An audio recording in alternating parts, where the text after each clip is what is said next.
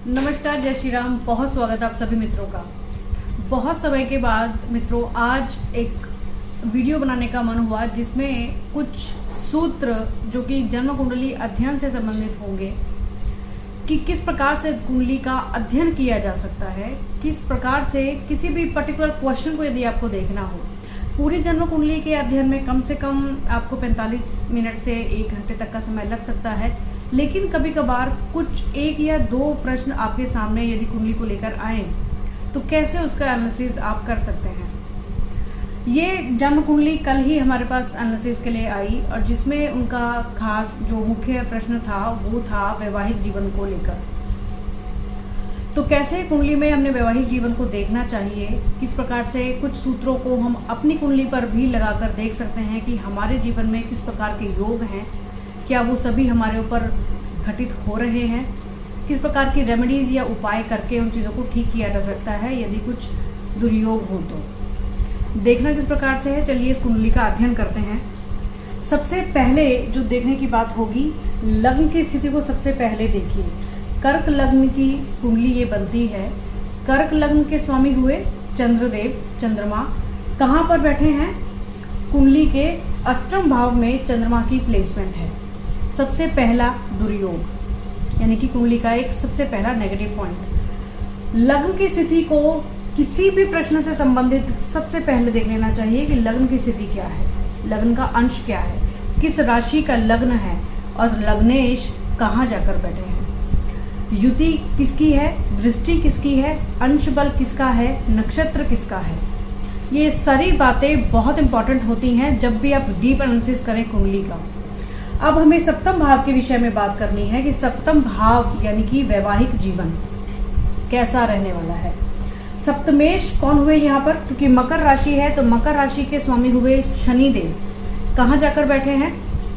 कुटुंब भाव में, यानी कि दूसरे भाव में शनि की प्लेसमेंट है, जो कि अष्टमेश भी शनि ही होते हैं। शनि अष्टमेश हैं या सप्तमेश हैं ये प्रॉब्लम नहीं है, लेकिन यहाँ देखने वाली बात है, पहली नज़र में ऐसा लगेगा कि शनिदेव सप्तमेश होकर एक अच्छे भाव में है तो वैवाहिक जीवन सुखी रह सकता है। लेकिन जब हम डीप एनालिसिस की बात करेंगे तो आइए देखते हैं गहराइयों में क्या क्या बातें निकल कर आती हैं। क्योंकि सप्तम भाव सप्तमेश जो है वो दूसरे भाव में गए यानी कि धन भाव में गए, तो कोई भी एक बार देखकर ये सोचेगा कि धन की स्थिति बेहतर होगी। ठीक है, कुछ हद तक होगी भी, क्योंकि शनि अष्टमेश भी हैं और दूसरे घर में गए। सप्तमेश और द्वितीयेश सबसे पहले मार्केश भाव भी देखे जाते हैं और उसके बाद तीसरे नंबर पर अष्टमेश जो है, अष्टम भाव जो है वो मार्केश होता है। तो ये एक सेकंड पॉइंट होगा कि हमें सप्तमेश और द्वितीयेश की स्थिति को देख लेना चाहिए। सप्तमेश जब दूसरे भाव में जाकर बैठे तो ये अपने आप में एक पॉजिटिव पॉइंट इस प्रकार से है क्योंकि धन की स्थिति को वो बेहतर कर सकता है, लेकिन मार्केश का जो रूल यहाँ पर है उसको भी कहीं ना कहीं दिमाग में रखना होगा। दूसरी बात अब ये देखिए कि युति किस किस की है साथ में, क्योंकि यहाँ पर 4 ग्रह एक साथ एक ही घर में बैठे हुए हैं, शनि, मंगल, बुध और शुक्र।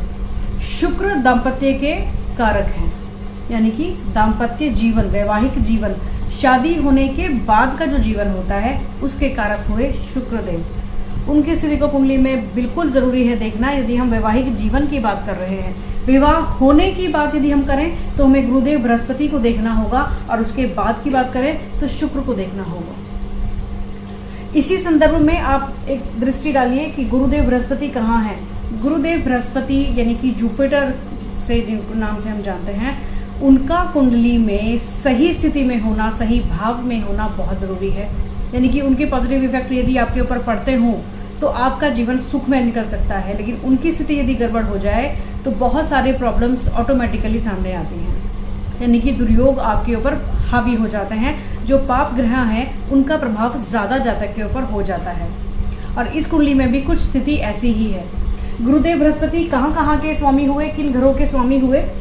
षष्ठेश और नवमेश होकर वो गए 12वें घर में, यानी कि छठे भाव के स्वामी और नवम भाव के स्वामी। छठा भाव जिससे रोग, रिपु, ऋण की तो हमें गणना करनी ही है, कंपटीशन इत्यादि, मामा इत्यादि, इन सभी की गणना छठे भाव से होगी। तो ये एक बहुत अच्छा घर नहीं कहलाता क्योंकि रोग, रिपु, ऋण की गणना इससे होती है। नवम भाव क्योंकि एक अच्छा भाव है और यहाँ के कारक हैं गुरुदेव बृहस्पति, लेकिन किस घर में गए, एक त्रिक भाव में।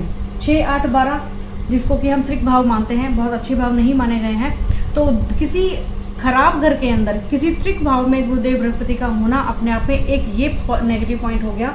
और साथ में हम बात कर रहे हैं यहाँ पर सप्तमेश की युति की, तो वो है द्विद्वेष, यानी कि जो 12वें घर के स्वामी हैं बुध देव, जो कि इस कुंडली में इस लग्न के अंदर बिल्कुल अकारक ग्रह हैं। कैसे? क्योंकि तीसरे और 12वें घर का स्वामी हुआ बुध, जो कि इस लग्न के अंदर बिल्कुल अकारक होते हैं, यानी कि 2 बुरे भावों का जो स्वामी हो गया ग्रह, तो उसका प्रभाव अच्छा हमें वैसे ही नहीं मिलना। ऐसी स्थिति में यदि वो ग्रह जो अकारक ग्रह है कुंडली के अंदर, यदि वो अस्त हो जाए या वो नीच का हो जाए, अंश बल में कम हो जाए, तो वो बेहतर स्थिति रहती है। ऐसी स्थितियों में कुंडली के उन ग्रहों को बल देने की आवश्यकता नहीं होती। लेकिन अगर ये बली है, बल इनका अंश बल अच्छा है, ये अस्त नहीं है, क्योंकि सूर्य के साथ नहीं है बुध, तो ये अस्त नहीं हुए। ज़्यादातर मामलों में शुक्र या बुध जो है वो सूर्य के साथ ही पाए जाते हैं, लेकिन यहाँ पर अलग अलग हैं, लग्न के अंदर ही सूर्य बैठे हैं। सप्तम भाव पर सीधी दृष्टि सूर्य की होती है। खुले विचारों का ये इंसान हो सकता है, जिनकी ये कुंडली है खुले दिमाग के, यानी कि अपने हिसाब से जीना पसंद है, खुले विचार के हैं, जियो और जीने दो वाली बात साथ में लगती है इनके। लेकिन हमारी जैसी सोच होती है, लेकिन ज़रूरी नहीं कि सामने वाले पार्टनर की भी सोच ऐसी ही होगी, और हमारे किस प्रकार के प्रारब्ध रहे हैं उसी हिसाब से इस जन्म में भी आपको कुछ चीज़ों को देखना और भोगना होता है। तो सप्तम भाव पर सीधी दृष्टि सूर्य देव की, जो कि एक अपने शत्रु राशि में पड़ती है, ये नेगेटिव पॉइंट। सप्तमेश की युति बुध, यानी कि जो 12वें घर के स्वामी हुए, और मंगल के साथ शनि की युति, ये भी अच्छा पॉइंट नहीं है। 12वें घर के स्वामी के साथ युति, वो अच्छा पॉइंट नहीं है। शुक्र और शनि की युति, यानी कि जो वैवाहिक जीवन के कारक हुए शुक्र देव, उनका शनि के साथ बैठना बहुत अच्छा योग नहीं है। तो सप्तम भाव की बात यदि हम करें तो नटशेल में ये कह सकते हैं कारक वो भी अच्छी युति में नहीं है। सप्तमेश एक जिस भाव में है वो मारक भाव भी है, यानी कि कहीं ना कहीं इस पार्टनर का जो रुझान है अपने कुटुंब की तरफ ज़्यादा रह सकता है। और शुक्र की युति क्योंकि शनि के साथ हो गई है, जो वैवाहिक जीवन के कारक हुए, तो वहां पर उतार चढ़ाव ये देने का काम करेंगे। 12वें घर का स्वामी जो कि हानि या व्यय का भी होता है, कोर्ट कचहरी का विचार भी इसी से होगा, इसके स्वामी की युति भी सप्तमेश के साथ हो गई, तो ये भी एक दुर्योग का काम यहाँ कर सकता है। और देखने वाली बात ये है कि गुरुदेव बृहस्पति त्रिक भाव में गए और सूर्य की दृष्टि सप्तम भाव पर, राहु की दृष्टि भी सप्तम भाव पर। जब 2 क्रूर ग्रहों की दृष्टि सप्तम भाव पर पड़ जाए, या किसी भी भाव का जब हमें विचार करना है उस पर यदि विच्छेदात्मक ग्रहों की दृष्टि यदि पड़ती है, अब विच्छेदात्मक क्या है?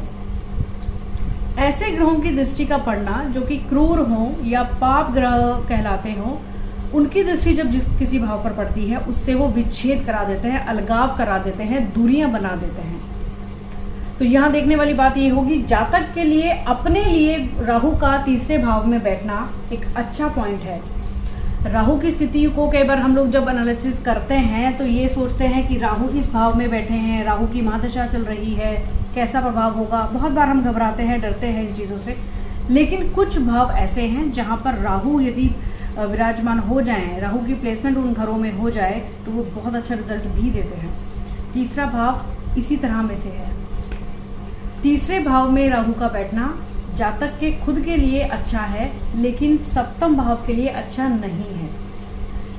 5वीं दृष्टि से सप्तम भाव को राहु देखते हैं, सीधी दृष्टि से 7वीं दृष्टि से सूर्य सप्तम भाव को देखते हैं। यही सबसे बड़ा पॉइंट ये हो गया लग्नेश का अष्टम भाव में जाकर बैठना, जिसमें कि सीधी दृष्टि शनि की भी चंद्रमा पर पड़ेगी, तो ये विष दोष का निर्माण हो जाएगा। यहाँ पर गुरुदेव त्रिक भाव में ऑलरेडी हमने बात कर ली है। शुक्र की युति शनि के साथ, चाहे मित्र ग्रह हैं, लेकिन जब पाप ग्रह की जिस भी ग्रह के साथ बैठते हैं उनका प्रभाव को कम कर देते हैं। तो ये एक बेसिक कंसेप्ट मैंने आपको बताया कि किसी भी पर्टिकुलर क्वेश्चन को यदि हमें देखना हो तो किस प्रकार से उन कुंडली का एनालिसिस किया जाता है। इसके अलावा नवांश कुंडली को भी साथ साथ में देखना बहुत ज़रूरी है।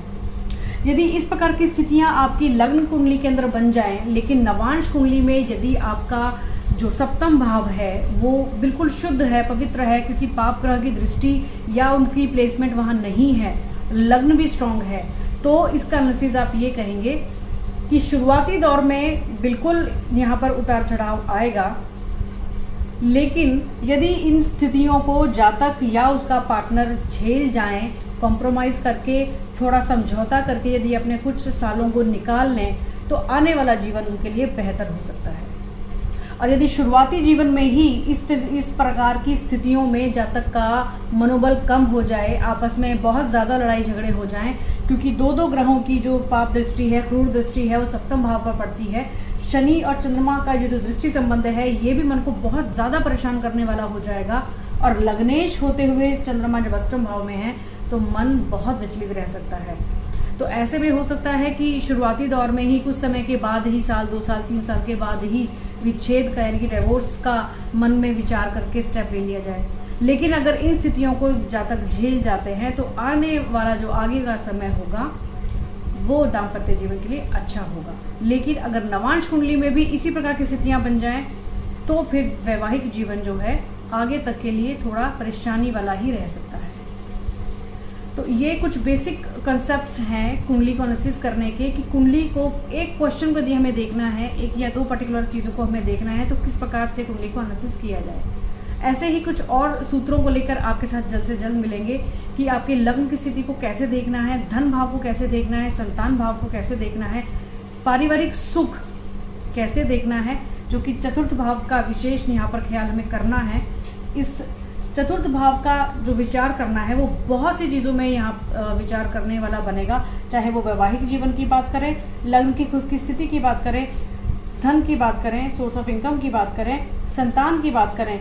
ये जो सुख भाव है ये बहुत इम्पोर्टेंट है। वैवाहिक जीवन में भी हमें यहाँ पर सुख भाव को भी देख लेना चाहिए।